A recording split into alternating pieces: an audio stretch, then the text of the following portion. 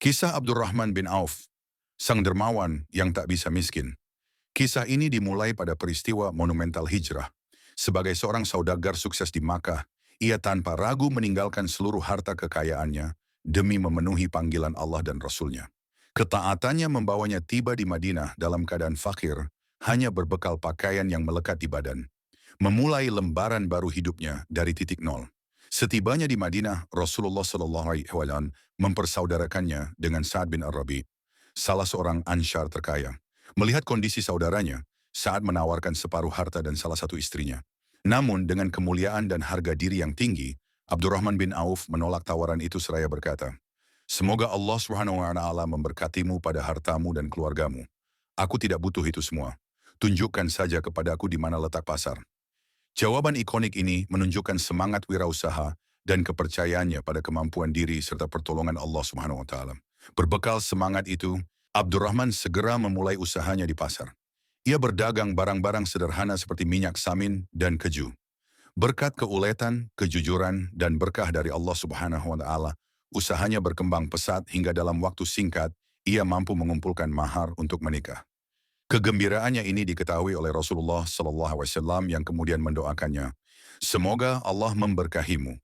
Adakanlah walimah, pesta pernikahan, walau hanya dengan menyembelih seekor kambing. Doa Rasulullah seolah menjadi pengukuh berkah yang terus mengalir deras kepadanya. Bisnisnya melesat hingga ia menjadi salah satu orang terkaya di Madinah, sampai ia pernah berkata, "Sungguh, aku merasa jika aku mengangkat sebuah batu, aku berharap akan menemukan emas atau perak di bawahnya."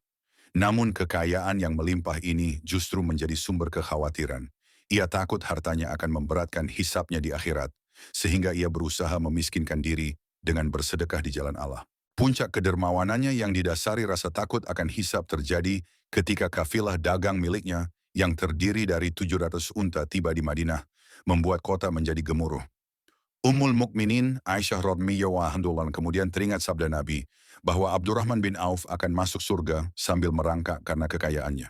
Mendengar hal itu, ia gemetar dan seketika mendeklarasikan, "Saksikanlah wahai ibunda, seluruh kafilah ini beserta isinya aku sedekahkan di jalan Allah, dengan harapan dapat meringankan perjalanannya menuju surga." Hingga akhir hayatnya, Abdurrahman bin Auf terus bersedekah tanpa henti kepada kaum fakir, para janda syuhada, dan untuk perjuangan Islam. Anehnya, semakin deras ia memberi, semakin deras pula rezeki yang Allah datangkan kepadanya, sehingga ia wafat dalam keadaan tetap kaya raya. Kisahnya menjadi pelajaran bahwa sedekah bukan mengurangi harta, melainkan melipat gandakan berkah rezeki.